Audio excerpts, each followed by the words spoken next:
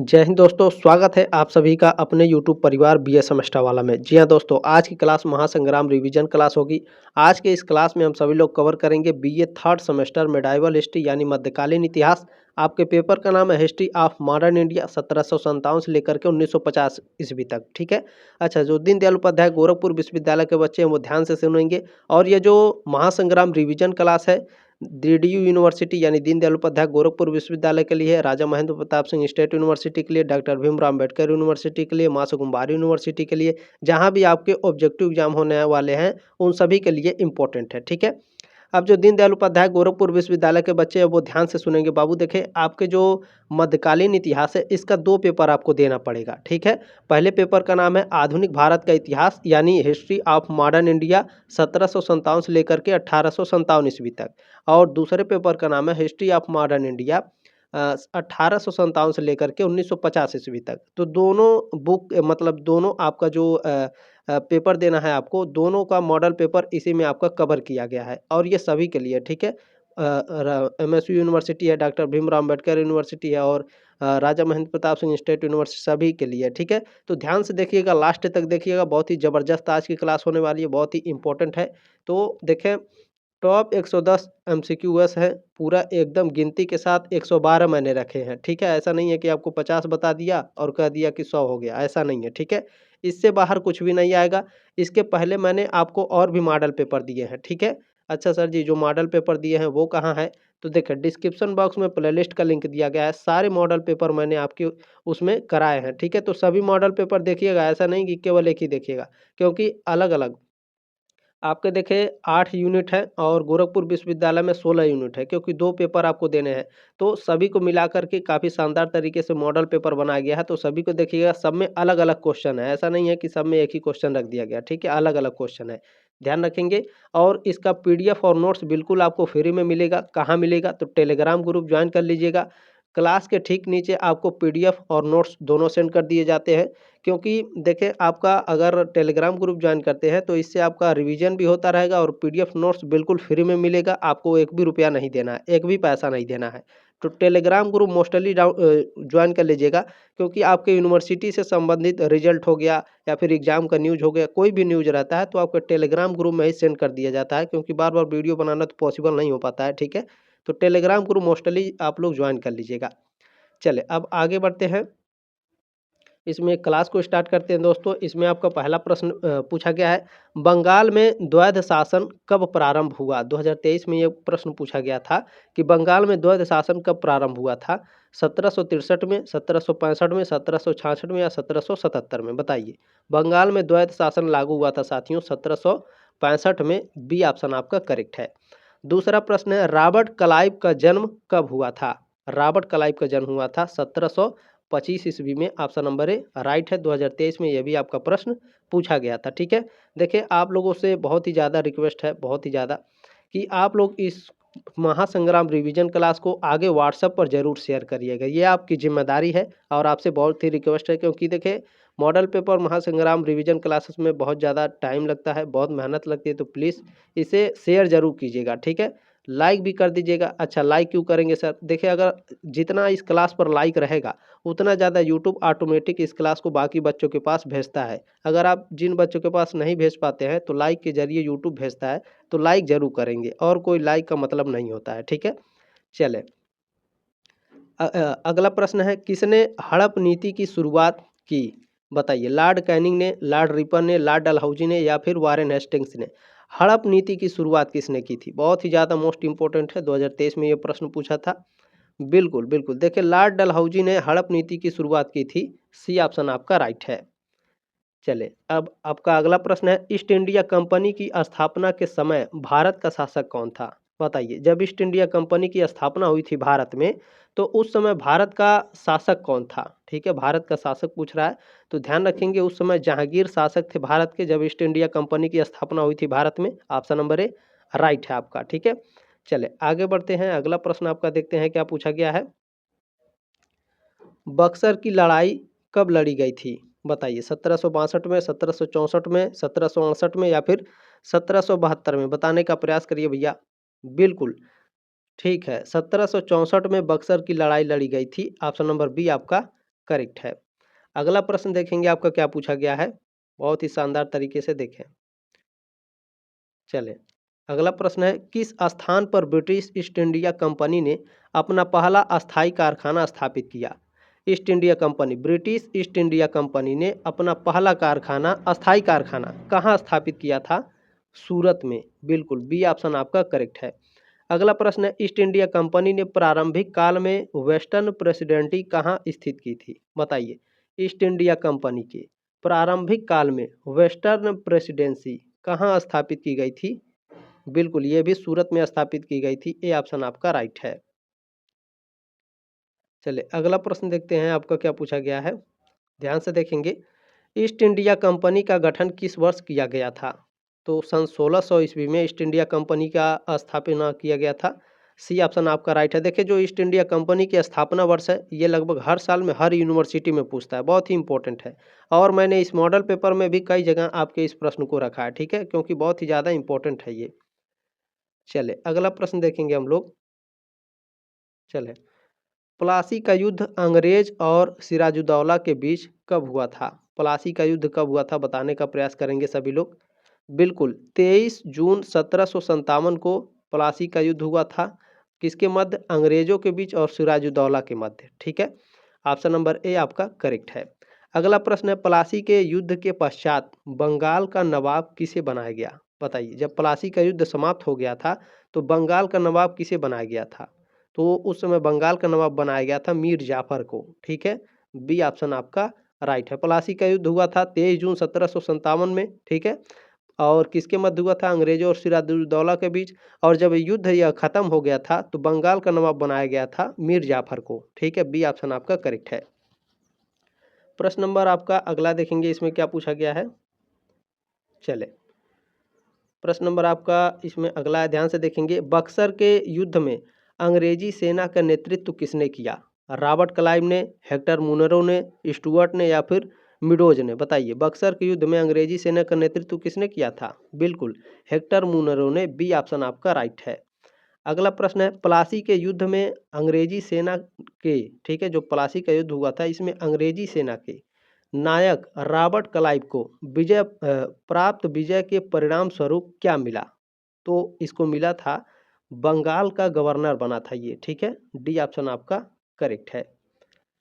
चले अगला प्रश्न है आपका, मीर कासिम से अंग्रेजों के बीच मतभेद का मुख्य कारण क्या था? जो मीर कासिम था और अंग्रेज थे, इसके बीच में मतभेद का मुख्य कारण क्या था? तो व्यापार कर, ठीक है, जो व्यापार होता था उस पे जो टैक्स लगाया जाता था, ठीक है। इसके इसके इसको लेकर के मीर कासिम और अंग्रेजों के बीच मनमुटाव था, ठीक है, मतभेद था। बी ऑप्शन आपका राइट है। चलो अगला प्रश्न देखेंगे क्या है, किस संधि के परिणाम स्वरूप द्वैध शासन लागू हुआ? किस संधि के दौरान? अमृतसर की संधि, इलाहाबाद की संधि, लखनऊ की संधि या हुगली की संधि? किस संधि के परिणाम स्वरूप द्वैध शासन लागू हुआ? देखिएगा, बहुत मोस्ट इंपोर्टेंट प्रश्न है। और एक प्रश्न और पूछता है कि द्वैध शासन कब लागू हुआ, सन में पूछता है, तो आप लोग कमेंट करके बताइएगा कि किस सन में द्वैध शासन लागू हुआ था, ठीक है। तो किस संधि के परिणाम स्वरूप द्वैध शासन लागू हुआ? तो हुगली की संधि के बाद आपका द्वैध शासन लागू हुआ था। डी ऑप्शन आपका राइट है। अगला प्रश्न है आपका, प्रथम आंग्ल मराठा युद्ध की समाप्ति पर संधि हुई थी, किसकी संधि हुई थी? तलेगांव की संधि, इलाहाबाद की संधि, सालबाई की संधि या बेसिन की संधि? प्रथम आंग्ल मराठा युद्ध के बाद सालबाई की संधि हुई थी। सी ऑप्शन आपका राइट है, ठीक है। और ये 2023 में क्वेश्चन आपका पूछा गया था। अगला प्रश्न देखते हैं आपका क्या पूछा गया है, बहुत ही मोस्ट इंपॉर्टेंट है। प्लासी के युद्ध में सिराजुद्दौला के पराजय का मुख्य कारण क्या था? ठीक है, कारण है। तो प्लासी के युद्ध में सिराजुद्दौला के जो पराजय का मुख्य कारण था, तो जो सिराजुद्दौला के सेनापति थे ये इसका विरोध कर रहे थे, इसीलिए इसका पराजय हो गया था, ठीक है। सी ऑप्शन आपका राइट है, ये मुख्य कारण था, ठीक है, ध्यान रखेंगे। अगला प्रश्न आपका क्या है, बहुत ही शानदार प्रश्न है। सिराजुद्दौला और क्लाइव, यानी जो सिराजुद्दौला था और जो लॉर्ड क्लाइव थे, इनके मध्य 9 फरवरी 1857 ईस्वी में कौन सी संधि हुई थी? तो इनके मध्य अलीनगर की संधि हुई थी, ठीक है, ध्यान रखेंगे। सिराजुद्दौला और लॉर्ड क्लाइव के बीच 9 फरवरी 1857 को अलीनगर की संधि हुई थी। पूछता है अलीनगर की संधि कब हुई थी? 9 फरवरी 1857 ईस्वी को अलीनगर की संधि हुई थी। किसके मध्य? सिराजुद्दौला और लॉर्ड क्लाइव के बीच। डी ऑप्शन आपका करेक्ट है। चलिए अगला प्रश्न है आपका, मीर कासिम अपनी राजधानी मुर्शिदाबाद से स्थानांतरित कर कहाँ ले गया? मुंगेर, पटना, ढाका या कोलकाता? तो जो मीर कासिम था इसकी पहली राजधानी मुर्शिदाबाद थी, लेकिन ये इसको स्थानांतरित करके अपनी राजधानी को मुंगेर बना दिया। ठीक है, ये ऑप्शन आपका राइट है। चलिए अगला प्रश्न है, तीसरे आंग्ल मैसूर युद्ध रोकने के लिए टीपू सुल्तान ने अंग्रेजों के साथ कौन सी संधि की थी? बताइए। जो तृतीय आंग्ल मैसूर युद्ध हुआ था उसको रोकने के लिए जो टीपू सुल्तान थे ये अंग्रेजों के साथ, ठीक है, कौन सी संधि किए थे? बताइए आप सभी लोग, बताइए। बिल्कुल, श्रीरंगपट्टनम की संधि, श्रीरंगपट्टनम की संधि की थी टीपू सुल्तान ने अंग्रेजों के साथ तृतीय आंग्ल मैसूर युद्ध को रोकने के लिए। ठीक है, बहुत ही शानदार प्रश्न है, बी ऑप्शन आपका राइट है। अगला प्रश्न देखेंगे क्या है। चलिए अगला प्रश्न है, टीपू सुल्तान की मृत्यु 1799 ईस्वी में कहाँ हुई थी? मैसूर में, कुर्गा में, श्रीरंगपट्टनम में या फिर वांडीवास में? टीपू सुल्तान की मृत्यु 1799 में हुई थी, ये बात ध्यान रखिएगा, और इनकी मृत्यु हुई थी श्रीरंगपट्टनम में। ठीक है, ध्यान रखेंगे, सी ऑप्शन आपका राइट है। अगला प्रश्न देखेंगे, बहुत ही ज़बरदस्त है। अंग्रेज और फ्रांसीसी के ठीक है, अंग्रेज और फ्रांसीसी में कर्नाटक का युद्ध कब हुआ था? यानी जो अंग्रेज थे और फ्रांसीसी थे इनके बीच में युद्ध हुआ था कर्नाटक में। ठीक है, तो ये युद्ध कब हुआ था? 1740 से लेकर के 1752 ईस्वी के बीच में। ये ऑप्शन आपका राइट है। ठीक है, चलिए अगला प्रश्न देखते हैं क्या है। चलिए अगला प्रश्न, इसे मैं थोड़ा और ऊपर करता हूँ। अगला प्रश्न है साथियों, फ्रांसीसी के असफलता के कारण क्या थे? यानी जो फ्रांसीसी थे हमारे देश में शासन कर रहे थे, उनकी असफलता का कारण क्या था? तो व्यापार की दयनीय स्थिति थी, यानी व्यापार ठीक ठाक नहीं था इनका। कंपनी का नियंत्रण का अभाव था, बिल्कुल, यानी जो ये लोग कंपनी स्थापित करते थे उसका कोई नियंत्रण अच्छे से नहीं कर पाता था। ठीक है, अयोग्य सेनापति एवं एकता का अभाव था, बिल्कुल, तो ये सभी डी ऑप्शन आपका करेक्ट हो जाएगा। ठीक है, अगला प्रश्न है, एक्स ला सापेल संधि कब हुई थी? किस सन में? 1748 में, 1744 में, 1746 में या 1745 में? बताइए, एक्स ला सापेल की संधि कब हुई थी? बताइए आप सभी लोग, बताइए। बिल्कुल, देखिए 1748 ईस्वी में एक्स ला सापेल की संधि हुई थी, ये ऑप्शन आपका राइट है। चलिए अगला प्रश्न देखते हैं आपका क्या पूछा गया है। ठीक है, अगला प्रश्न है, ध्यान से देखेंगे। अंग्रेज और फ्रांसीसी के मध्य पांडिचेरी संधि किस वर्ष हुई? 1752 में, 1753 में, 1754 में, 1751 में? अंग्रेज और फ्रांसीसी के मध्य पांडिचेरी की संधि हुई थी 1754 ईस्वी में। सी ऑप्शन आपका राइट है। अगला प्रश्न है, बक्सर का युद्ध कब लड़ा गया? बताइए सभी लोग, बक्सर का युद्ध कब लड़ा गया? 23 अक्टूबर 1764 को बक्सर का युद्ध लड़ा गया था, ये ऑप्शन आपका राइट है। अगला प्रश्न देखेंगे आपका क्या पूछा गया था, और ये जो प्रश्न 2023 में पूछा गया था कि बक्सर का युद्ध कब लड़ा गया था। ठीक है, 23 अक्टूबर, देखिए 1764 में तो लड़ा गया था, लेकिन डेट याद रखिएगा 23 अक्टूबर। ठीक है, चलें अगला प्रश्न देखते हैं आपको क्या पूछा गया है। चलिए अगला प्रश्न है, प्लासी के युद्ध के समय बंगाल का नवाब निम्न में से कौन? बताइए, जब प्लासी का युद्ध हुआ था उस समय बंगाल का नवाब कौन था? मीर जाफर, मीर कासिम, सिराजुद्दौला या लॉर्ड कैनिंग? बिल्कुल, सिराजुद्दौला उस समय बंगाल का नवाब था जब बंगाल का युद्ध हुआ था। ठीक है, बंगाल के युद्ध के समय बंगाल का नवाब सिराजुद्दौला था। अंतिम अंग्रेज मैसूर युद्ध कब हुआ? अंतिम अंग्रेजों के बीच में मैसूर युद्ध कब हुआ था? बताइए, 1699 में, 1799 में, 1754 में या 1654 में? बताइए सभी लोग। बिल्कुल, देखिए अंग्रेजों के साथ जो अंतिम मैसूर युद्ध हुआ था 1799 में हुआ था। बी ऑप्शन आपका राइट है। चलिए 28 नंबर प्रश्न देखेंगे आपको क्या पूछा गया है साथियों। ठीक है, ये 28वां नंबर प्रश्न है, हालांकि इसमें मेंशन नहीं किया गया है, बाकी आप लोग गिन सकते हैं, कोई दिक्कत नहीं है। पानीपत का तीसरी लड़ाई में कौन पराजित हुआ? अंग्रेज, मुगल, मराठे या डच? पानीपत का जब तीसरा लड़ाई हुआ था साथियों, तो इसमें पराजित हुए थे आपके मराठे। सी ऑप्शन आपका राइट है। ठीक है, पानीपत के तीसरे युद्ध में कौन पराजय हुए थे? मराठे लोग आपके पराजित हो गए थे इसमें। ठीक है ना, 28 का ऑप्शन नंबर सी राइट है। 29 नंबर प्रश्न है, अवध को कंपनी ने कब अपने नियंत्रण में ले लिया? जो अवध कंपनी थी, ठीक है, तो उसको नियंत्रण में किस सन में लिया गया था? 2023 में ये क्वेश्चन पूछा गया बाबू, ध्यान रखेंगे। बिल्कुल, बिल्कुल राइट है। देखिए 1856 ईस्वी में आपका जो अवध की कंपनी थी उसे नियंत्रण में ले लिया गया था। सी ऑप्शन आपका राइट है। 2023 में ये प्रश्न आपका पूछा गया था। अगला प्रश्न बहुत ही शानदार है, बहुत ही ज़बरदस्त है, ध्यान से देखेंगे। अंग्रेजी साम्राज्य में झांसी को कब मिलाया गया? जो अंग्रेजी साम्राज्य है उसमें जो झांसी है, ठीक है, उसको कब मिलाया गया था? 1752 में, 1832 में, 1854 में या 1874 में? बताइए। बिल्कुल, सी ऑप्शन आपका राइट है। 1854 में जो अंग्रेज थे ये झांसी को अपने राज्य, अपने अंडर में ले लिए थे, ठीक है। सी ऑप्शन आपका करेक्ट है। अगला प्रश्न देखेंगे, बहुत ही ज़बरदस्त है। अंग्रेजों का सिंध प्रांत पर अधिकार कब हुआ? 1813 में, 1824 में, 1834 में या 1843 में? अंग्रेजों का सिंध प्रांत पर जो अधिकार हुआ था 1843 में हुआ था, ठीक है। कब हुआ था भैया? 1843 में। डी ऑप्शन आपका करेक्ट है। अगला प्रश्न देखेंगे क्या पूछा गया है। बहुत ही ज़बरदस्त क्वेश्चन है। ब्रिटिश काल में भारत में निम्नलिखित में से किस भू राजस्व व्यवस्था को नहीं अपनाया गया?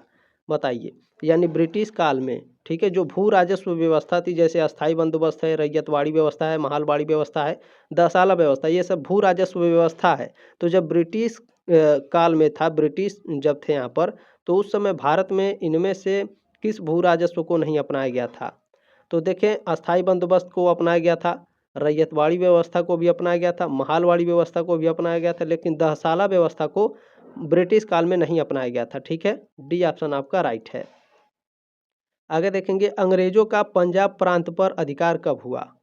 1821 में, 1843 में, 1849 में या 1894 में? जो अंग्रेज थे, ठीक है, ये पंजाब प्रांत पर अधिकार कब किए थे? बिल्कुल 1849 ईस्वी में। सी ऑप्शन आपका राइट है, ध्यान रखेंगे। 33 का ये 33 नंबर प्रश्न है, ठीक है ना। चले, ऐसे में लिखते चलूँगा, आप लोग देखते चलेंगे। सी ऑप्शन आपका राइट है। अगला प्रश्न देखेंगे, इसमें क्या है। ये 1849 है।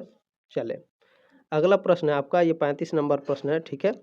बंगाल में द्वैध शासन की नींव किसने रखी थी? वारेन हेस्टिंग्स ने, मीर जाफर ने, रॉबर्ट क्लाइव ने या कॉर्नवालिस ने? बताइए, सभी लोग बताइए, बताए भाई। बिल्कुल, देखें, बंगाल में द्वैध शासन की जो नींव है ये किसने रखी थी? मीर जाफर ने रखी थी, ठीक है। नहीं, गलती हो गई ये, ठीक है। प्रश्न नंबर आपका 35 है, नहीं 34 है ये, ठीक है। 33 उसके बाद 34 आएगा ना, ठीक है। बंगाल में द्वैध शासन की नींव किसने रखी थी? रॉबर्ट क्लाइव ने रखी थी, ठीक है, द्वैध शासन प्रणाली। सी ऑप्शन राइट है आपका प्रश्न नंबर 34 का, ठीक है। अंग्रेजों का पंजाब प्रांत पर अधिकार हुआ था 1849 में, और बंगाल में द्वैध शासन की जो नींव रखी थी वो रॉबर्ट क्लाइव ने रखी थी, ठीक है। बहुत बहुत सॉरी, इसके लिए गलती हो गई। चलिए, देखिए, हम लोग से भी गलती होती है तो उसके लिए मैं सॉरी भी बोलता हूँ, लेकिन मैं गलती को सुधारना भी, देखिए, गलती को जीवन में सुधारना बहुत ज़रूरी है, ठीक है। चले, अगला प्रश्न आपका 35 नंबर है, ठीक है। कितना है? 35 नंबर प्रश्न है। ब्रिटिश शासन के तहत किस आयोग ने अकाल संहिता तैयार की? यानी ब्रिटिश शासन जब था भारत में तो उस समय अकाल संहिता को, ठीक है, अकाल संहिता को किसने तैयार की थी?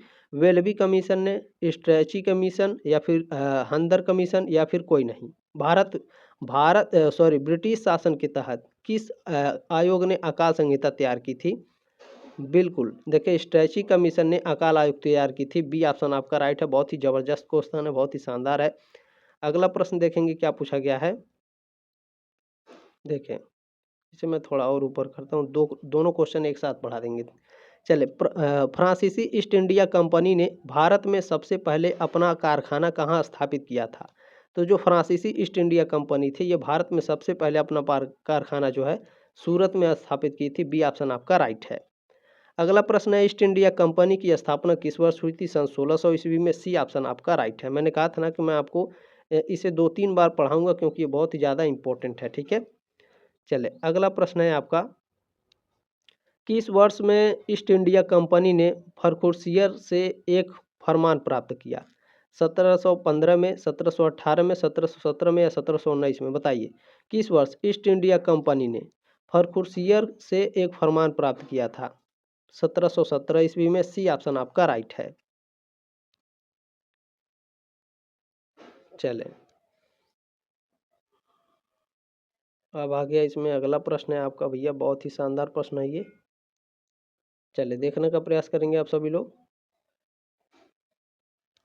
चले, रैयतवाड़ी व्यवस्था कब लागू की गई? रैयतवाड़ी व्यवस्था भारत में कब लागू की गई थी बताइए? बिल्कुल 1820 ईस्वी में। ऑप्शन नंबर ए राइट है आपका। रैयतवाड़ी व्यवस्था 1820 में लागू की गई थी। अगला प्रश्न है, ये 40 नंबर प्रश्न है, ठीक है, मैं लिखते चलूँगा। पहली बार औपचारिक रूप से महलवाड़ी प्रथा कब लागू की गई? औपचारिक रूप से महलवाड़ी प्रथा कब लागू की गई थी? 1822 ईस्वी में। ऑप्शन नंबर ए राइट है आपका। अगला प्रश्न है, चले, अगला प्रश्न है, भारत में आधुनिक उद्योगों की स्थापना कब प्रारंभ हुई? भारत में आधुनिक उद्योगों की स्थापना 1850 में, 1860 में, 1870 में, 1880 में, बताइए। आधुनिक उद्योगों की स्थापना भारत में कब हुई थी? 1850 में। ऑप्शन नंबर ए राइट है। अगला प्रश्न है, टेंसी एक्ट या काश्तकारी अधिनियम कब लागू हुआ? यह लागू हुआ था 1822 ईस्वी में। ये ऑप्शन आपका राइट है। अगला प्रश्न देखेंगे क्या है, बहुत ही जबरदस्त क्वेश्चन है ये। बैरकपुर में सैन्य विद्रोह कब आरंभ हुआ? बैरकपुर में सैन्य विद्रोह 1824 में, 1825 में, या फिर 1827 में, 1829 में? बैरकपुर में सैन्य विद्रोह कब आरंभ हुआ था? 1824 में। ऑप्शन नंबर ए राइट है आपका। अगला प्रश्न है, भारत में ईस्ट इंडिया कंपनी की स्थापना कब हुई थी? तो 1600 ईस्वी में। सी ऑप्शन आपका राइट है। बहुत ही ज़्यादा मोस्ट इंपॉर्टेंट है, ध्यान रखेंगे इसे। चलिए अगला प्रश्न है आपका, चलिए 45 नंबर प्रश्न है ये। 45 नंबर, गुलाम वंश की स्थापना कब हुई? गुलाम वंश की स्थापना हुई थी 1206 ईस्वी में। ए ऑप्शन आपका राइट है। अगला प्रश्न है, हैदराबाद की स्थापना कब हुई? हैदराबाद की स्थापना हुई थी, कब हुई थी? 1724 में, 1725 में, 1730 में, या 1735 में? हैदराबाद की स्थापना 1724 में। ए ऑप्शन आपका राइट है। चलिए इसके बाद प्रश्न नंबर 47 रहेगा आपका। प्रश्न नंबर 47 क्या है, पुर्तगाली ईस्ट इंडिया कंपनी की स्थापना कब हुई थी? 1498 में, 1490 में, 1499 या 1400 सॉरी, हाँ ठीक है, 1450 में। पुर्तगाल ईस्ट इंडिया कंपनी की स्थापना कब हुई थी? बताइए सभी लोग। 1498 में। ये ऑप्शन आपका राइट है। अगला प्रश्न देखेंगे क्या है, 48 नंबर प्रश्न है ये आपका। डच ईस्ट इंडिया कंपनी की स्थापना कब हुई? 1602 में, 1603 में, 1604 या 1605? बताइए। इसी तरह से आपके एग्जाम में आएगा तब कंफ्यूज हो जाएंगे, तो ध्यान से देखिएगा आप सभी लोग। सन 1602 ईस्वी में डच ईस्ट इंडिया कंपनी की स्थापना हुई थी। ये ऑप्शन आपका राइट है, ठीक है। देखिए इस तरह से मैं गोला इसीलिए बनाता हूँ ताकि आपके दिमाग में एकदम छप जाए, ठीक है। चलें, अगला प्रश्न क्या है, 49 नंबर प्रश्न है ये आपका, ध्यान रखेंगे। डेनिश ईस्ट इंडिया कंपनी की स्थापना हुई 1616 ईस्वी में, 1617 में, 1618 में, या 1619 में? बताइए। डेनिश ईस्ट इंडिया कंपनी की स्थापना कब हुई थी? 1616 ईस्वी में डेनिश ईस्ट इंडिया कंपनी की स्थापना हुई। ये ऑप्शन आपका राइट है। अगला प्रश्न है, प्रश्न नंबर 50 है, क्या है आपका। फ्रांसीसी ईस्ट इंडिया कंपनी की स्थापना हुई 1764 में, 1765 में, 1766 में, या 1767? बताइए। फ्रांसीसी ईस्ट इंडिया कंपनी की स्थापना कब हुई थी? 1664 ईस्वी में। ये ऑप्शन आपका राइट है। चलिए इसके बाद प्रश्न नंबर 51 है आपका। 51 नंबर प्रश्न क्या है भैया, हिंद महासागर में सबसे शक्तिशाली यूरोपीय हुए पुर्तगाली थे, डच थे, या फिर दोनों थे, या फिर फ्रांसीसी थे? बताइए। हिंद महासागर में सबसे शक्तिशाली यूरोपीय कौन थे? सबसे शक्तिशाली यूरोपीय आपके पुर्तगाली थे। ये ऑप्शन आपका राइट है। चलिए अगला प्रश्न है ये आपका 52 नंबर प्रश्न है, कौन सा भैया? प्रश्न नंबर 52 है। आपको क्वेश्चन भी मैं गिनाते चलूंगा, ऐसा नहीं है कि आधा बता के चलेगा। भारत में कर्जन ने प्रशासन की तुलना, ठीक है, भारत में कर्जन के प्रशासन की तुलना औरंगजेब से किसने की थी? बाल गंगाधर तिलक ने, गोपाल कृष्ण गोखले ने, दादा भाई नौरोजी ने, या एनी बेसेंट ने? बताइए।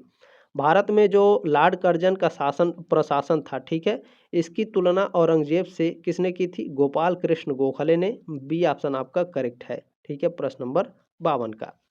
अगला प्रश्न देखेंगे, 53 नंबर प्रश्न है आपका, मैं यहाँ लिखते चलूंगा भैया। देखिए, ब्रिटिश भारतीय राज्य क्षेत्र का अंतिम प्रमुख विस्तार हुआ डफरिन के समय में, लॉर्ड डलहौजी के समय में, या लॉर्ड लीटन के समय में, या लॉर्ड कर्जन के समय में। ब्रिटिश भारतीय राज्य, ठीक है, इसका क्षेत्र का अंतिम प्रमुख इसके क्षेत्र का अंतिम प्रमुख जो विस्तार हुआ था ये आपका लॉर्ड डलहौजी के समय में हुआ था। बी ऑप्शन आपका राइट है। ज़्यादा गांजा माजा हो जा रहा है नहीं, चलिए कोई बात नहीं है। 53 हो गया आपका, ठीक है। ब्रिटिश भारतीय राज क्षेत्र का अंतिम प्रमुख का विस्तार हुआ लॉर्ड डलहौजी के समय में। अब आपका अगला प्रश्न है, ध्यान से देखेंगे। चलें, प्रश्न नंबर आपका 54 क्या पूछा गया भैया? विलियम बेंटिंक के द्वारा सती प्रथा किस वर्ष समाप्त की गई? 1825 में, 1827 में, 1829 में, या 1830 में? विलियम बेंटिंक के द्वारा सती प्रथा कब समाप्त की गई थी? बिल्कुल 1829 में। सी ऑप्शन आपका करेक्ट है। अगला प्रश्न देखेंगे क्या है, ठीक है। अगला प्रश्न है आपका, प्रश्न नंबर आपका 55 है। क्या है? प्रश्न नंबर 55 है, 1802 की बेसिन की संधि है, ठीक है। बेसिन की संधि पर हस्ताक्षर किसके मध्य हुए? 2023 में प्रश्न आपका पूछा था। तो अंग्रेज और बाजीराव द्वितीय के मध्य में बेसिन की संधि हुई थी 1802 में। अच्छा, ये डेट याद रखिएगा, ये सन याद रखिएगा। आपका पूछा जाता है बेसिन की संधि पर हस्ताक्षर कब हुए थे? 1802 ईस्वी में। किसके मध्य हुए थे? अंग्रेजों और बाजीराव द्वितीय के बीच में, ठीक है। 2023 में पूछा गया था आपका, ठीक है। बी ऑप्शन आपका करेक्ट है। चलिए 55 नंबर प्रश्न का। अगला प्रश्न है आपका प्रश्न नंबर 56, ध्यान से देखेंगे क्या है। 56 नंबर प्रश्न है, प्राचीन स्मारक संरक्षण एक्ट किस गवर्नर जनरल के कार्यकाल में पारित हुआ? लॉर्ड मिंटो के, लॉर्ड लिनथगो के, लॉर्ड कर्जन के, या लॉर्ड कैनिंग के? प्राचीन स्मारक संरक्षण एक्ट किस गवर्नर जनरल के? बिल्कुल लॉर्ड कर्जन के। सी ऑप्शन आपका राइट है। लॉर्ड कर्जन के कार्यकाल में जो प्राचीन स्मारक संरक्षण एक्ट है उसको लागू किया गया था। अगला प्रश्न क्या है? प्रश्न नंबर 57, ठीक है। अधोलिखित युग्मों में से कौन सुमेलित है? देखना पड़ेगा कौन सा सुमेलित है, ठीक है। 1849 में सतारा का विभाजन हुआ था, गलत है आपका। 1848 में पंजाब का विलय हुआ था, गलत है। 1849 में शायद हुआ था, ठीक है, मैंने आपको ऊपर पढ़ाया है 1849 में। और 1856 में अवध का विलय हुआ था, ये आपका राइट है। यानी अधोलिखित युग्मों में से कौन सा सुमेलित है? सी ऑप्शन आपका राइट है। चलिए अगला प्रश्न देखेंगे, प्रश्न नंबर 58 है, ठीक है। मैं यहाँ पर लिखते चलूँगा, मेंशन करते चलूँगा। 58 नंबर प्रश्न है, निम्नलिखित में से कौन भारत का एक मात्र यहूदी वासराय थी? नहीं था भैया। लॉर्ड कर्जन थे, लॉर्ड कैनिंग, लॉर्ड इरविन, या लॉर्ड रेडिंग? बताइए। भारत का एकमात्र यहूदी वासराय, वेरी वेरी मोस्ट इंपोर्टेंट प्रश्न है ये, लॉर्ड रेडिंग थे। डी ऑप्शन आपका करेक्ट है। अगला प्रश्न है, लॉर्ड कॉर्नवालिस की कब्र कहाँ स्थित है? गाजीपुर, बलिया, वाराणसी, या गोरखपुर में? तो उत्तर प्रदेश के गाजीपुर में लॉर्ड कॉर्नवालिस की कब्र स्थित है, ठीक है। ए ऑप्शन आपका राइट है। ये भी आपका प्रश्न पूछा गया था, शायद 2024 में ये प्रश्न पूछा था आपका, ठीक है। शायद नहीं, पूरा 100% पूछा है। मैंने आपके क्वेश्चन पेपर भी सॉल्व कराए हैं, डिस्क्रिप्शन बॉक्स में लिंक दिया गया है, आप लोग क्वेश्चन पेपर भी देख सकते हैं, ठीक है। अगला प्रश्न देखेंगे, चलिए इसका प्रश्न नंबर ये 59 था आपका, ठीक है।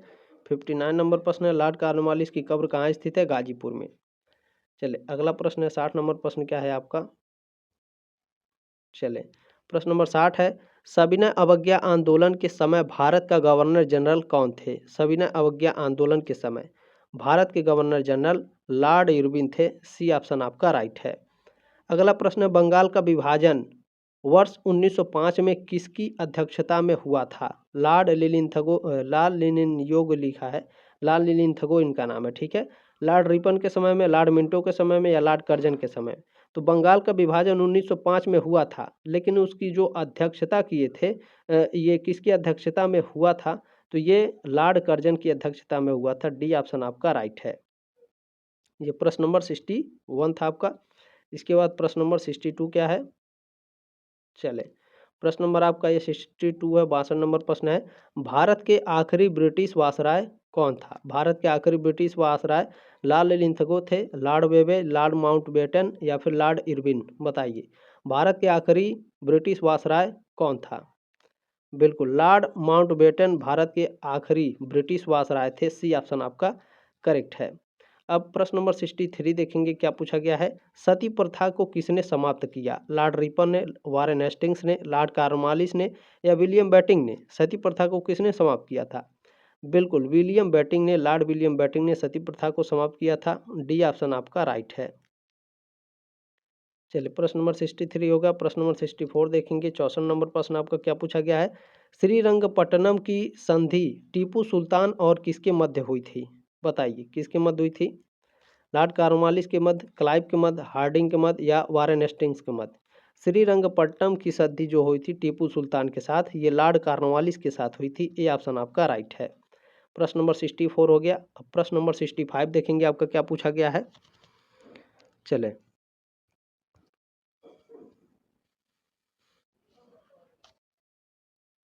चले अगला प्रश्न है इसमें आपका, 1 मिनट।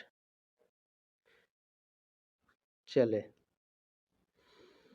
प्रश्न नंबर आपका ये 65 रहेगा भैया। क्या 65? भारतीय रेलवे और टेलीग्राम सेवा किसके शासनकाल के दौरान शुरू की गई? बताइए। भारतीय रेलवे और टेलीग्राम सेवा किसके मध्य, बताइए किसके शासनकाल में? लॉर्ड कॉर्नवालिस के, लॉर्ड रिपन के, लॉर्ड कैनिंग के या लॉर्ड डलहौजी के? बताने का प्रयास करिए आप सभी लोग। बिल्कुल देखिए, लॉर्ड डलहौजी के शासनकाल में भारतीय रेलवे और टेलीग्राम सेवा की शुरुआत की गई थी। ध्यान रखेंगे। डी ऑप्शन आपका राइट है। अगला प्रश्न है 66 नंबर। कौन बंगाल अस्थाई बंदोबस्त से जुड़ा था? William Bentinck, Lord Cornwallis, Lord Curzon या लॉर्ड डलहौजी? बंगाल, ठीक है, बंगाल अस्थाई बंदोबस्त से कौन जुड़ा था? बताइए सभी लोग। बिल्कुल देखिए, लॉर्ड कॉर्नवालिस जो है ये बंगाल के अस्थाई बंदोबस्त से जुड़ा था। बी ऑप्शन आपका राइट है। अगला प्रश्न देखेंगे 67 नंबर प्रश्न आपका क्या है। ठीक है, ये हो गया आपका 67 नंबर प्रश्न है। आधुनिक भारत के निर्माता के रूप में जाना जाता है। आधुनिक भारत के निर्माता के रूप में लॉर्ड डलहौजी को जाना जाता है। डी ऑप्शन आपका राइट है। अगला प्रश्न है, कौन गवर्नर जनरल टीपू सुल्तान के खिलाफ ट्रिपल अलायंस का गठन किया था? बहुत ही ज़्यादा मोस्ट इंपॉर्टेंट ये प्रश्न है। वारेन हेस्टिंग्स थे वो गवर्नर, या फिर लॉर्ड कॉर्नवालिस थे, लॉर्ड वेजले थे या फिर लॉर्ड विलियम बेटिंग थे? कौन थे जो टीपू सुल्तान के खिलाफ ट्रिपल अलायंस का गठन किया था? बताइए कौन गवर्नर जनरल है। ये 68 नंबर प्रश्न है। बताइए। बिल्कुल लॉर्ड कॉर्नवालिस जो था ये टीपू सुल्तान के खिलाफ ट्रिपल अलायंस का गठन किया था। बी ऑप्शन आपका राइट है प्रश्न नंबर 68 का। अब प्रश्न नंबर 69 देखेंगे। 69 नंबर प्रश्न है ये। ठीक है, कौन भारत में स्थानीय स्वशासन के जनक के रूप में जाना जाता है? Lord Dalhousie, Lord Ripon, Lord Minto या लॉर्ड रेटिंग? 2024 में यह प्रश्न आपका पूछा था। भारत में स्थानीय स्वशासन के जनक कौन है भैया? तो स्थानीय स्वशासन के जनक लॉर्ड रिपन है। बी ऑप्शन आपका राइट है। अगला प्रश्न है भैया, प्रश्न नंबर 17 क्या है, 70 क्या है, 70। ठीक है, 70 नंबर प्रश्न है। किस गवर्नर जनरल के तहत वर्ष 1878 में पारित किया vernacular press act, vernacular press act या फिर वर्नाक्यूलर प्रेस अधिनियम से घृणा की थी? ये कौन था? बिल्कुल लॉर्ड लिटन थे। सी ऑप्शन आपका करेक्ट है। अब प्रश्न नंबर 71 देखेंगे क्या पूछा गया भैया। 71 नंबर प्रश्न क्या है आपका, मैं गिनाते चलूंगा आपको। निम्न में से किसने 1911 में रास बिहारी बोस की अध्यक्षता वाली दिल्ली षड्यंत्र मामले में हत्या के प्रयास का लक्ष्य रखा था? बताइए। रास बिहारी बोस की अध्यक्षता वाली दिल्ली षड्यंत्र किसकी हत्या की साजिश रचा गया था? लॉर्ड चेम्सफोर्ड की, लॉर्ड रिपन की, लॉर्ड हार्डिंग की या लॉर्ड रेडिंग की? लॉर्ड चेम्सफोर्ड की। ठीक है, बहुत ही शानदार प्रश्न है, ध्यान रखेंगे। ऑप्शन नंबर ए आपका राइट है।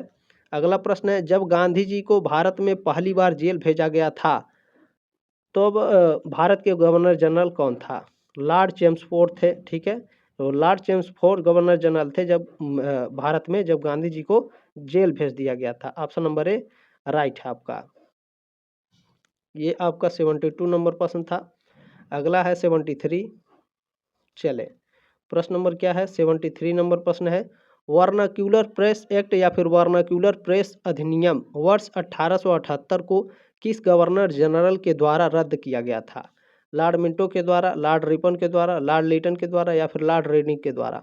बिल्कुल देखिए 73 नंबर प्रश्न है लॉर्ड लिटन, ठीक है, सॉरी लॉर्ड रिपन ठीक है। वर्नाक्यूलर प्रेस अधिनियम 1878 को लॉर्ड रिपन जब गवर्नर जनरल थे इसको रद्द कर दिया गया था। 2023 में ये क्वेश्चन आपका पूछा गया था। अगला है 74 नंबर प्रश्न क्या है, लॉर्ड लीटन का शासनकाल क्या था। लॉर्ड लीटन का शासनकाल क्या था।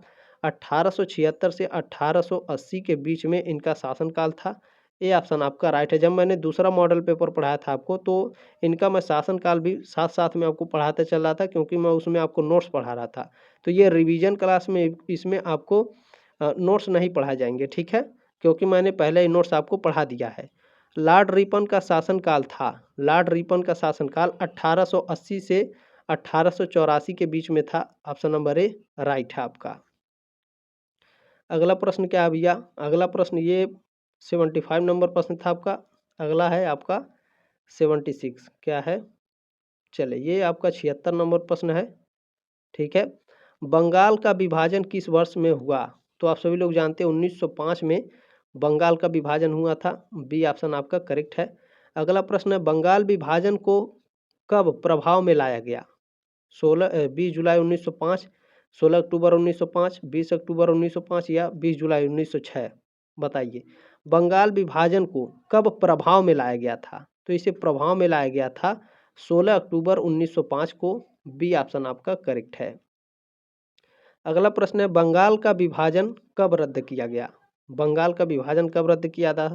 1911 ईस्वी में बंगाल का विभाजन को रद्द कर दिया गया था। सी ऑप्शन आपका करेक्ट है, ठीक है। ये रहा आपका 76, ये 77 और ये 78, ठीक है।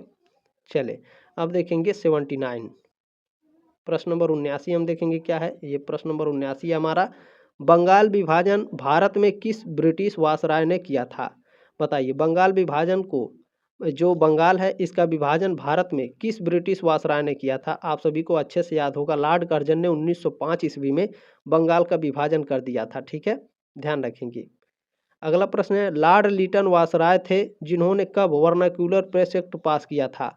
यानी सीधे सीधे इस प्रश्न को आप ऐसे रखिए कि वर्नाक्यूलर प्रेस एक्ट को पास कब किया गया था। 1878 में, 1879 में, 1880 में या 1881 में। प्रश्न नंबर ये आपका 80 है, ठीक है। तो लॉर्ड लीटन जब वायसराय थे, वर्नाक्यूलर प्रेस एक्ट को इसे पास किया गया था 1878 में, ठीक है। कब किया गया था 1878 में। वर्नाक्यूलर प्रेस एक्ट जब पास किया गया था तो उस समय वायसराय कौन थे, लॉर्ड लीटन थे, ठीक है। ये बात ध्यान रखिएगा, इस तरह भी आपके प्रश्न एग्जाम में बनेंगे। चले अगला प्रश्न क्या है, प्रश्न नंबर आपका 81 शुरू हो जाएगा, 81 नंबर, ठीक है। लॉर्ड डलहौजी भारत के गवर्नर जनरल थे जिन्होंने कब रेलवे लाइन शुरू की। 1853 में, 1854 में, 1855 में या 1856 में। लॉर्ड डलहौजी भारत के गवर्नर जनरल थे, उन्होंने रेलवे लाइन की शुरुआत कब की थी भारत में। 1853 में। ये ऑप्शन आपका राइट है। अगला प्रश्न देखेंगे आपका 82 नंबर प्रश्न है, स्वदेशी आंदोलन किसके द्वारा बंगाल के विभाजन की घोषणा का परिणाम था।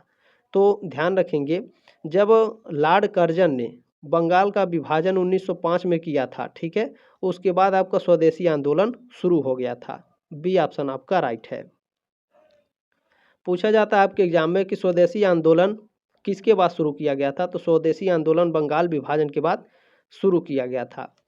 अगला प्रश्न है प्रश्न नंबर 83 क्या है भैया आपका, बंगाल का महान अकाल कब आया। 1943 में, 1944 में, 1945 में या 1946 में। बंगाल का महान अकाल 1943 में आया था। ये ऑप्शन आपका राइट है। अगला प्रश्न है राजगोपालाचारी फार्मूला कब आया। 1943, 1944, 1945 या 1946। राजगोपालाचारी फार्मूला कब आया था। बताइए, ये 84 नंबर प्रश्न है आपका। बताइए सभी लोग। बिल्कुल 1944, 1944 में आपका राजगोपालाचारी फार्मूला आया था। अगला प्रश्न क्या है आपका, ध्यान से देखेंगे, 85 नंबर प्रश्न है आपका, ठीक है। 85 नंबर प्रश्न है, इल्बर्ट बिल विवाद कब हुआ था। 1883, 1884, 85 या 86। इल्बर्ट बिल विवाद कब आया था। 1883 में आया था। ये ऑप्शन आपका राइट है। अगला प्रश्न क्या है, ये आपका 86 नंबर प्रश्न है, ध्यान से देखेंगे, सविनय अवज्ञा आंदोलन कब हुआ। सविनय अवज्ञा आंदोलन हुआ था 12 मार्च 1930 को। ए ऑप्शन आपका राइट है इसमें, ठीक है, ए ऑप्शन। चलिए, सबीना अवज्ञा आंदोलन कब हुआ था बताइए आप सभी लोग। ठीक है, मैंने बता दिया आपको 12 मार्च 1930। अगला प्रश्न है, चले अगला प्रश्न है आपका, ये मैंने बता दिया भारत छोड़ो आंदोलन। ये आपका कौन सा नंबर, प्रश्न नंबर 87 है, ठीक है ना। भारत छोड़ो आंदोलन कब हुआ था। भारत छोड़ो आंदोलन हुआ था, आप सभी लोग जानते हैं 1942 में। बहुत ही फेमस क्वेश्चन है, ये भी लगभग हर साल पूछा ही जाता है। असहयोग आंदोलन कब हुआ। ये सभी आंदोलन जितने मैं सन वाले बता रहा हूँ लगभग लगभग ये आपके 2024 में पूछे जा चुके हैं, ठीक है। असहयोग आंदोलन 1920, 1921, 22 या 23 में बताइए असहयोग आंदोलन कब हुआ था। बताइए 1920 में असहयोग आंदोलन हुआ था, ये ऑप्शन आपका राइट है, ठीक है। ये आपका प्रश्न नंबर 88 था। 87, 88, उसके बाद आपका कौन है भैया। चले उसके बाद आपका आएगा 89, 89, ठीक है। चले प्रश्न नंबर आपका आ गया भैया 89, ठीक है, 89। बंगाल के विभाजन के समय बंगाल का लेफ्टिनेंट गवर्नर था। वेरी वेरी मोस्ट इंपॉर्टेंट प्रश्न है, बहुत ही शानदार है। ये आपको कॉम्पिटिटिव एग्जाम में भी देखने को मिलेगा, ठीक है। कहाँ मिलेगा, कॉम्पिटिटिव एग्जाम में भी देखने को मिलेगा ये। तो ध्यान रखेंगे, बंगाल के विभाजन के समय बंगाल का जो लेफ्टिनेंट गवर्नर था वो कौन था। वो थे सर एंड्रयूज फ्रेयर, ठीक है। ये ऑप्शन आपका करेक्ट है। अब प्रश्न नंबर हमारा 90 आ गया। 90 नंबर प्रश्न है, निम्नलिखित में सबसे बाद में क्या हुआ। हड़प नीति, बंगाल का विभाजन, अस्थायी बंदोबस्त या सहायक संधि। तो सबसे बाद में आपका बंगाल का विभाजन हुआ था इन चारों में से। बी ऑप्शन आपका राइट है प्रश्न नंबर 90 का। अब प्रश्न नंबर 91 देखेंगे हमारा क्या पूछा गया है। प्रश्न नंबर 91 है, बंगाल 1905 ईस्वी में विभाजित हुआ, ठीक है। जिसके विरोध के फलस्वरूप यह दोबारा विभाजित हुआ। दोबारा विभाजित नहीं हुआ था, इसको जोड़ा गया था 1911 में, इसको रद्द कर दिया गया था, ठीक है, बंगाल विभाजन को 1911 में। सी ऑप्शन आपका राइट है। अगला प्रश्न भैया प्रश्न नंबर 92 के 92 नंबर प्रश्न है, ब्रिटिश पत्रकार H.W. नेमिन्सन जुड़े थे। असहयोग आंदोलन से जुड़े थे, सविनय अवज्ञा आंदोलन से जुड़े थे, स्वदेशी आंदोलन से या भारत छोड़ो आंदोलन से। बताइए ब्रिटिश पत्रकार थे H.W. नेमिन्सन, ये किससे जुड़े थे। ये जुड़े थे स्वदेशी आंदोलन से। सी ऑप्शन आपका करेक्ट है, ठीक है। अब प्रश्न नंबर हम लोग 93 देखेंगे आपका क्या है। चले ये आपका 93 नंबर प्रश्न है। 93 नंबर प्रश्न आपका पूछा गया है, लॉर्ड कर्जन द्वारा 1905 में किया गया बंगाल विभाजन रद्द किस वर्ष हुआ, ठीक है। तो देखें 1905 में लॉर्ड कर्जन ने बंगाल का विभाजन किया था। ये वेरी वेरी मोस्ट इंपॉर्टेंट प्रश्न है, हर साल पूछता है। लेकिन ये तो बंगाल के विभाजन कर दिया, लेकिन इसको रद्द कब किया गया था, 1911 में। ये ऑप्शन आपका राइट है, ठीक है। अब प्रश्न नंबर 94 देखेंगे। 94 नंबर प्रश्न क्या है आपका, बंगाल विभाजन की घोषणा कब की गई। 20 जुलाई 1905, 20 जुलाई 1906 या फिर 20 जुलाई 1907 या 20 जुलाई 1908। तो देखें आप ऐसे दिमाग आप लगा लीजिए, बंगाल का विभाजन कब हुआ था 1905 में। तो जाहिर सी बात है 6, 7, 8 तो नहीं होगा, तो 1905 ही हमारा सही है। तो 20 जुलाई 1905 को, ठीक है। इस तरह से आप दिमाग लगा के उत्तर दे सकते हैं। ए ऑप्शन आपका राइट है प्रश्न नंबर 94 का। चलिए प्रश्न नंबर आपका 95 देखेंगे हमारा क्या भैया। बहुत ही शानदार प्रश्न है। प्रश्न नंबर 95 क्या है, राष्ट्रीय आय के मापन की विधि नहीं है। मूल्य वर्धित विधि, आय विधिक, निवेश विधि या व्यय विधि। राष्ट्रीय आय, ठीक है, राष्ट्रीय आय के मापन की विधि कौन सी नहीं है। बिल्कुल निवेश विधि जो है साथियों, ये आपके राष्ट्रीय आय के मापन की विधि नहीं है। देखिए राष्ट्रीय आय के मापन की विधियां हैं मूल्य वर्धित विधि, आय विधित और व्यय विधि, ठीक है। ध्यान रखेंगे सी ऑप्शन आपका इसमें करेक्ट है। राष्ट्रीय आय के मापन की विधि निवेश विधि नहीं है। अगला प्रश्न है 96। मैं गिनाते चलूंगा, आपको एक भी क्वेश्चन में कम नहीं पढ़ाऊंगा, ज़्यादा ही पढ़ाऊंगा। कौन सी पद्धति राष्ट्रीय आय आंकलन की पद्धति नहीं है। व्यय पद्धति, उत्पाद पद्धति, मैट्रिक्स पद्धति, आय पद्धति। देखिए मैं आपको बता दूं, जो निगेटिव क्वेश्चन होते हैं इसमें आपके 3 सही होते हैं और एक गलत होता है, ठीक है।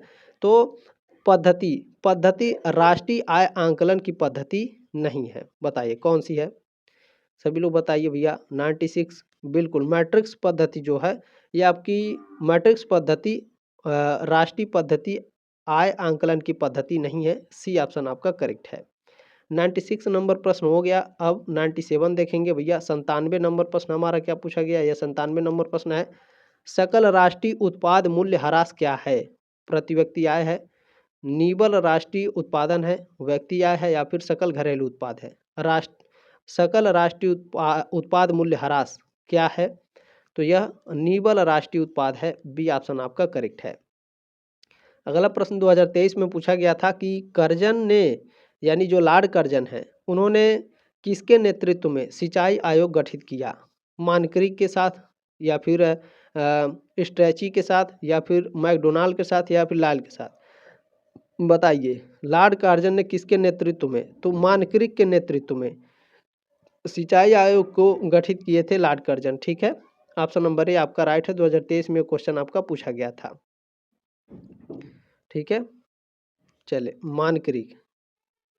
चले अगला प्रश्न है आपका, देखिए स्ट्रैची आयोग किससे संबंधित था? जो स्ट्रैची आयोग है, ये 99 नंबर प्रश्न है। तो स्ट्रैची आयोग अकाल से संबंधित था। ऊपर मैंने आपको पढ़ाया बहुत ही शानदार तरीके से। ये ऑप्शन आपका करेक्ट है। 2023 में ये क्वेश्चन आपका पूछा गया था, स्ट्रैची आयोग किससे संबंधित है? अकाल से। प्रश्न नंबर 100 आपका क्या पूछा गया है? ये 100 नंबर प्रश्न है। 100 तक आ गए हैं तो प्लीज़ लाइक करते चलेंगे, शेयर करते चलेंगे अपने दोस्तों के साथ। श्वेत क्रांति के जनक माने जाते हैं, श्री एस राव श्वेत क्रांति के जनक माने जाते हैं। पूछेगा कि भारत में श्वेत क्रांति के जनक कौन माने जाते हैं? तो डॉक्टर वर्गीस कुरियन भारत में श्वेत क्रांति के जनक माने जाते हैं। ये ऑप्शन आपका राइट है। और ये 101 नंबर प्रश्न है, और इसमें 100 वाले में आपका प्रश्न नंबर बी राइट है। ठीक है, चले अब प्रश्न नंबर 102 देखेंगे। हमारा क्या पूछा गया है? बहुत ही जबरदस्त तरीके से, बहुत ही शानदार है ये। देखें, भारत में राष्ट्रीय साक्षरता मिशन NLM की शुरुआत किस वर्ष हुई थी? ठीक है, ये 102 नंबर प्रश्न है। इसकी शुरुआत 5 मई 1988 को हुई थी, या 8 मई 1988 को, देखें, या फिर 10 जुलाई 1989 को, या फिर 12 जुलाई 1989 को? बताइए। बहुत ही मोस्ट इंपॉर्टेंट प्रश्न है ये आपका 2024 में आएगा 100%। राष्ट्रीय साक्षरता मिशन LMN की शुरुआत कब हुई थी? NLM की शुरुआत हुई थी, बताइए। बिल्कुल, 5 मई 1988 को भारत में राष्ट्रीय साक्षरता मिशन NLM की शुरुआत हुई थी। ये ऑप्शन आपका राइट है। अगला प्रश्न है, राष्ट्रीय शैक्षिक अनुसंधान और प्रशिक्षण परिषद NCERT की स्थापना किस वर्ष हुई थी? NCERT की स्थापना कब हुई थी भैया? 103 नंबर प्रश्न है ये, बताइए। बिल्कुल, 1961 में NCERT की स्थापना हुई थी। ये ऑप्शन आपका राइट है। अगला प्रश्न देखेंगे 104 नंबर। चले, प्रश्न नंबर 104 है, और ये 2023 में पूछा था कि किस वर्ष ब्रिटिश सरकार ने शिक्षा में सुधार के लिए सैंडलर आयोग की स्थापना की थी? एक प्रश्न डायरेक्ट आपका पूछता है कि सैंडलर आयोग की स्थापना की गई थी, बताइए। 104 नंबर प्रश्न है ये। सैंडलर आयोग की स्थापना 1917 में, 1920 में, 1980 में, या 1915 में? तो 1917 में बिल्कुल राइट आंसर है आपका। ठीक है, सैंडलर आयोग की स्थापना 1917 में हुई थी। इस तरह से प्रश्न पूछेगा। और ऐसे भी पूछा है आपका कि किस वर्ष ब्रिटिश सरकार ने शिक्षा में सुधार के लिए सैंडलर आयोग की स्थापना की थी? 1917 में। ठीक है, अच्छा ध्यान रखिएगा, पूछेगा कि सैंडलर आयोग किस लिए आया था भारत में, इसकी स्थापना क्यों की गई थी? तो शिक्षा में सुधार के लिए सैंडलर आयोग की स्थापना की गई थी। अगला प्रश्न है, लॉर्ड मैकाले किससे संबंधित हैं? 2023 में यह भी प्रश्न पूछा था। 105 नंबर प्रश्न है ये। तो लॉर्ड मैकाले किससे संबंधित है? अंग्रेजी शिक्षा से। बिल्कुल राइट आंसर है। लॉर्ड मैकाले भारत में अंग्रेजी शिक्षा के जनक माने जाते हैं। ये ऑप्शन आपका राइट है। ठीक है, 105 नंबर प्रश्न भी आपका हो गया। अगला देखेंगे 106 नंबर प्रश्न, बहुत ही शानदार है। 106 नंबर प्रश्न क्या है भैया? राधा कृष्णन आयोग की संस्तुतियां संबंधित थीं? उच्च शिक्षा 1948 से, माध्यमिक शिक्षा से, प्राथमिक शिक्षा से, या तकनीकी शिक्षा से? राधा कृष्णन आयोग की संस्तुतियां संबंधित थीं उच्च शिक्षा से 1948। ये ऑप्शन आपका राइट है। अगला है 107 नंबर प्रश्न क्या है? सर्वप्रथम विश्वविद्यालय अनुदान आयोग की स्थापना किस वर्ष की गई थी? 1956 में, 1950 में, 1940 में, या 1945 में? सर्वप्रथम विश्वविद्यालय अनुदान आयोग की स्थापना, इसकी स्थापना की गई थी 1956 में। ये ऑप्शन आपका राइट है। ठीक है, अब देखेंगे 108, बहुत ही मोस्ट इम्पोर्टेंट है, बहुत ही पॉपुलर क्वेश्चन है ये। भारतीय शिक्षा ने 10+2+3 के आकार की सिफारिश किसने किया था? बताइए। डॉक्टर जाकिर हुसैन ने, डॉक्टर सर्वपल्ली राधाकृष्णन ने, डॉक्टर सीवी रमन ने या भीमराव अंबेडकर ने? भारतीय शिक्षा ने 10+2+3 के आकार की सिफारिश किसने की थी? भारतीय शिक्षा में हो सकता है, ठीक है। भारतीय शिक्षा में डॉक्टर जाकिर हुसैन ने भारतीय शिक्षा में 10+2+3 के आकार की सिफारिश की थी। प्रश्न नंबर 108 का ए ऑप्शन आपका करेक्ट है। अब प्रश्न नंबर 109 देखेंगे साथियों, हमारा क्या है, किस वर्ष, ठीक है, यहाँ वर्ष रहेगा, किस वर्ष ऑपरेशन ब्लैक बोर्ड नामक कार्यक्रम शुरू किया गया था? 1987-88 में, 1990 या 2000 में, या 1989-1990 में, या 1980-81 में?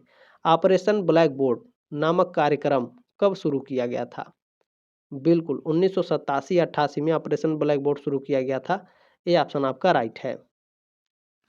अगला प्रश्न देखेंगे 110 नंबर प्रश्न क्या है, कुल 112 प्रश्न है आपके। 110 नंबर प्रश्न है, किस राजनेता ने जामिया मिलिया इस्लामिया, ठीक है, विश्वविद्यालय की स्थापना की थी? डॉक्टर जाकिर हुसैन ने की थी। ये ऑप्शन आपका करेक्ट है। 111 नंबर प्रश्न क्या है, भारत में प्रथम खुला विश्वविद्यालय कहाँ स्थापित किया गया था? नई दिल्ली, पुणे, हैदराबाद या कोटा? भारत में खुला विश्वविद्यालय, ठीक है, भारत में खुला विश्वविद्यालय कहाँ स्थापित किया गया था, बताइए सभी लोग। बिल्कुल बिल्कुल राइट आंसर है। देखिए हैदराबाद में भारत में खुला विश्वविद्यालय स्थापित किया गया था। सी ऑप्शन आपका राइट है। अगला प्रश्न देखेंगे क्या है, भारत में खनन विश्वविद्यालय कहाँ अवस्थित है? धनबाद, कोरबा, दिल्ली, राजहरा या फिर बेलपहाड़? भारत में खनन विश्वविद्यालय, मोस्ट इंपॉर्टेंट प्रश्न है ये, आपके कॉम्पिटिटिव एग्जाम में भी पूछा जाता है कि भारत में खनन विश्वविद्यालय कहाँ स्थित है। अच्छा पहले मैं आपको बता देता हूँ, देखिए आप लोग इतना प्यार और सपोर्ट देते हैं, आप लोगों का तहे दिल से धन्यवाद। आप लोग सब्सक्राइब जरूर कीजिएगा ताकि आप लोग देखें 4th सेमेस्टर, 5th सेमेस्टर और 6th सेमेस्टर में भी मेरे साथ जरूर जुड़े रहें। इसी तरीके से लिखित और objective question paper, model paper, महासंग्राम रिवीजन क्लासेस आपको प्रोवाइड कराऊंगा मैं। BA सेमेस्टर वाला आपके साथ खड़ा है, आपको चिंता करने की कोई भी आवश्यकता नहीं है, ठीक है। यदि आप 1 महीने में पढ़ना चाहते हो तो 1 महीने में पढ़ के भी आप शानदार तरीके से एग्जाम दे सकते हैं, ठीक है। चले, भारत में खनन विश्वविद्यालय कहाँ अवस्थित है? तो ये धनबाद में स्थित है, ठीक है। कहाँ स्थित है? धनबाद में। धनबाद कहाँ है सर जी? झारखंड में है, ठीक है। धनबाद कहाँ है? झारखंड में। ये ऑप्शन आपका राइट है। भारत में खनन विश्वविद्यालय धनबाद में है, ये बात ध्यान रखिएगा। ये ऑप्शन आपका करेक्ट है, ठीक है ना। चलिए जल्दी मिलते हैं साथियों आपके नेक्स्ट क्लास में, तब तक के लिए जय हिंद, वंदे मातरम।